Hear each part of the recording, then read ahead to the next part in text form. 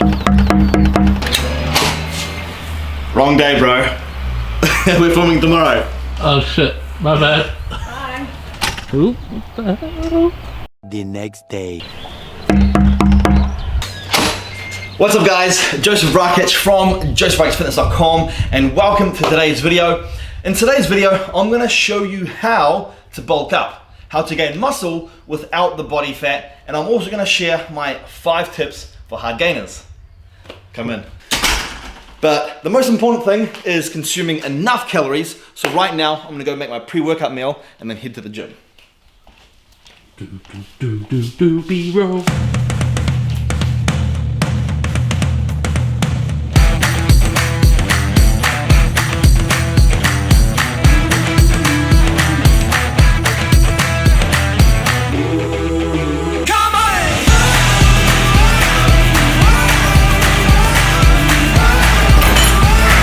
Now, I have to talk about the importance of consuming enough food and consuming enough calories.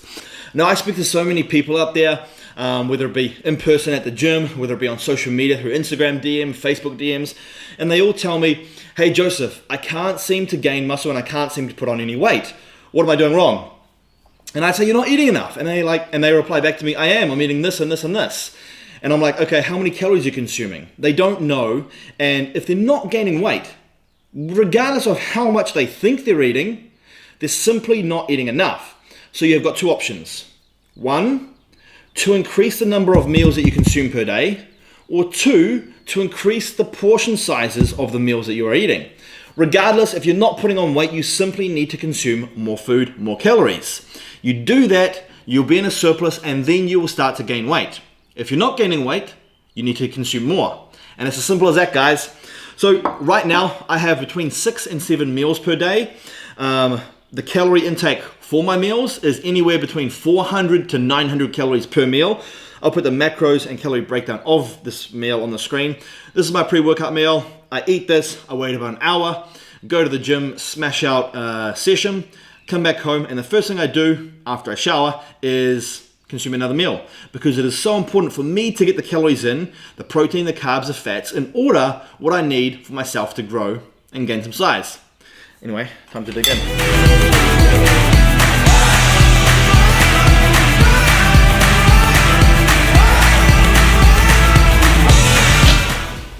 Alright, time to get dressed for the gym. Today's leg day, so I'm actually wearing some tights today.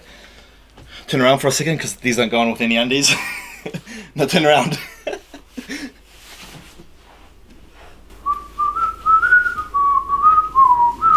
you can turn back. Alright, so I got these tights on. I don't wear these with undies. I usually wear shorts over them. Basically, I like to wear tights on leg day. It just compresses the legs, and it feels nice on my legs when I'm doing my squats or my leg press and stuff like that. These are secret socks, so it basically means socks that are ankle socks but don't go over your ankles. So basically it looks like you're not wearing any socks. Alright, so this is my shoe collection, but because it's leg day, you guys all know you have to wear flat soles, so I always wear my Chuck Taylors on leg day.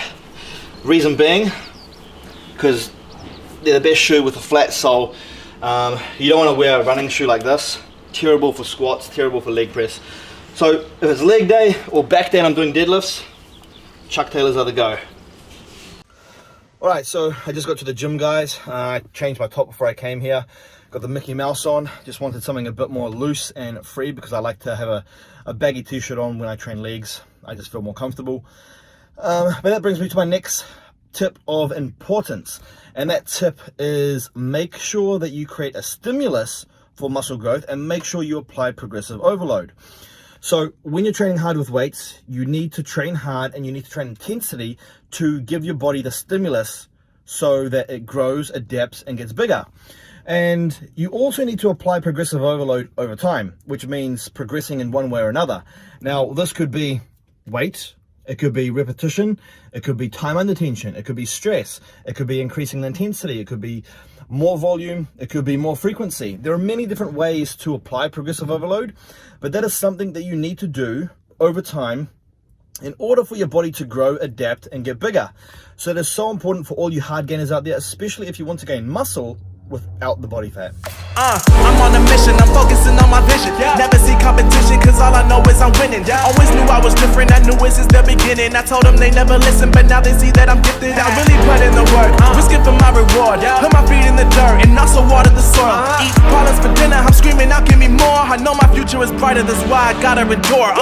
Getting hot now, y'all gon' feel the burn. I was patient, I was waiting, now it's finally my turn. You ain't know, you gon' learn. You don't eat, you gon' starve. That's the reason every season I'ma keep on going hard. While I'm breathing, having reason to keep working for it all. Got a family to feed, I gotta be there when they call. Want the house with the lake, with the gates and the cars. Want the wraith with the stars, have it all before I'm gone. I want it all before I'm gone. Keep on grinding till the morn. If you're sleeping on me, keep on snoring. I want it all before I'm gone. Alright guys, I just got back from the gym. I've had a shower, don't worry, so I'm all nice and clean. But I want to go over the importance of eating the right food. Now when I'm talking about the right food, obviously you want to be consuming your protein, your carbohydrates, and your fats. So sticking to the basics, like your steak and potato, or your rice and tuna, are a good way to get in the calories. But I understand for a lot of you hard gainers out there, it's hard to consume enough calories in order to put on weight and to put on growth.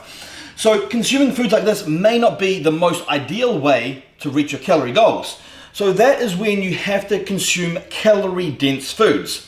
And what I mean by calorie dense foods is foods that are high in calories that will help you reach your calorie goal that are not too voluminous. For example, you wouldn't be eating pumpkin because it's very low in calories and has a lot of volume.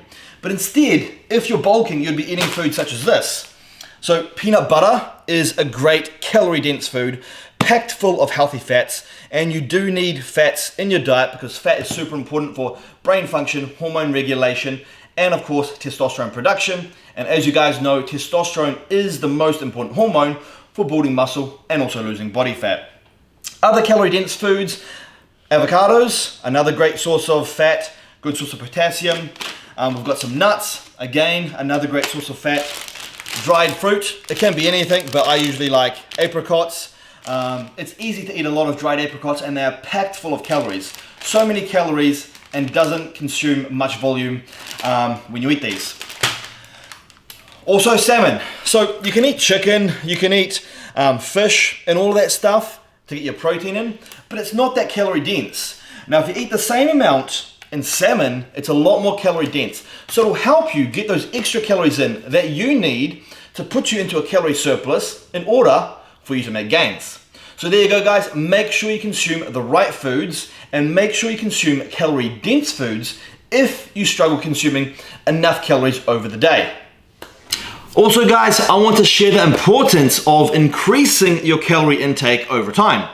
Now the reason that you have to do this is because the body always wants to adapt and the body always wants to reach homeostasis.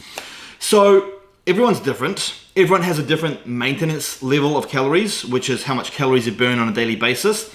But let's just say, for example, your maintenance was 3,000 calories. That's just an example, so don't use that number. But let's just say 3,000 calories was your maintenance. In order to put on weight, you must be in a calorie surplus. So you must be consuming like 3,300 calories in order for you to gain.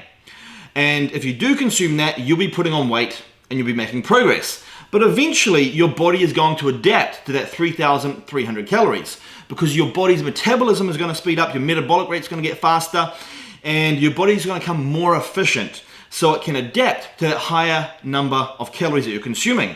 And then you're going to hit a plateau and you're not going to make any more progress. So what do you have to do? That is when you have to increase your calorie intake again. So usually I advise for my clients is to increase or decrease, depending on if you're trying to lose weight, their calories every 4 to 6 weeks. So when I'm in a bulking phase, every 4 weeks, I increase my calories by 100 or 200 calories. So over time, my calories get higher and higher and higher and higher. And eventually, as my calories go up, my body continually adapts to this higher calorie intake. My metabolism gets faster, my metabolic rate gets faster, and then when it comes to time to cut, it's actually so much easier.